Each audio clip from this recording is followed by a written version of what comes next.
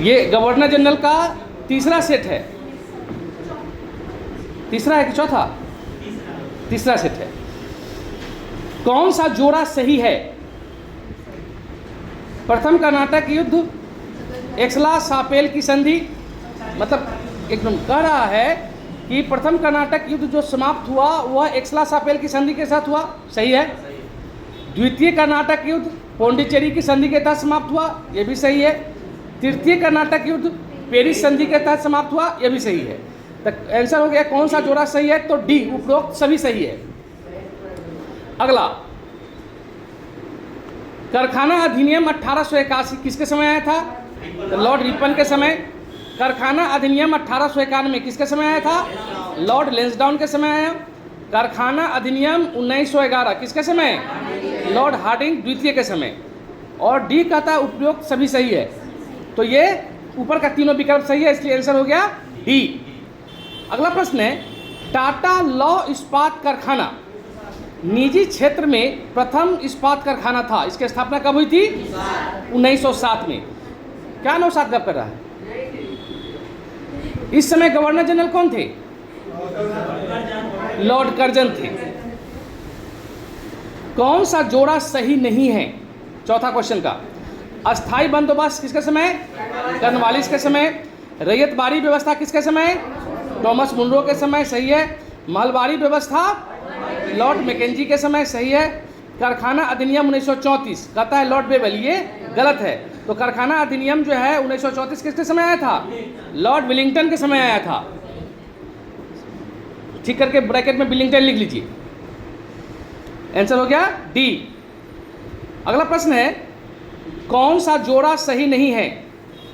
Hunter आयोग Lord Ripon, Raleigh आयोग Lord Curzon, sergeant आयोग लॉर्ड बेवेल के समय और सडलर आयोग लॉर्ड रीडिंग के समय।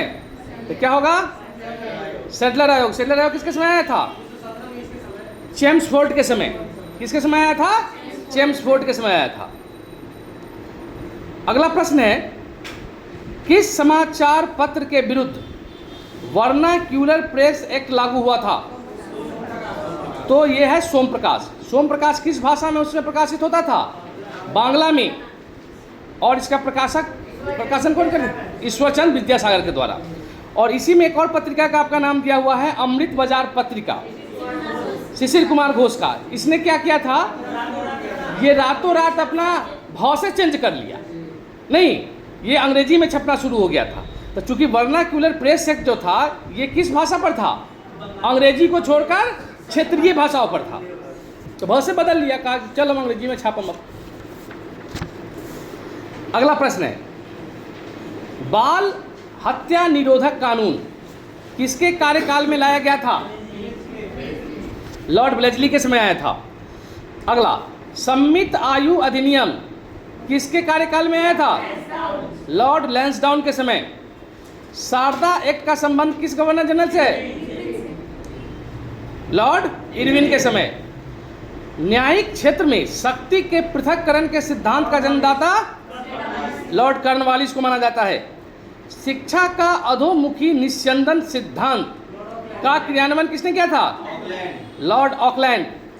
प्रथम अंगल मैसूर युद्ध किसके काल में हुआ था? लॉर्ड वेरेलेस्ट के समय। वेरेलेस्ट।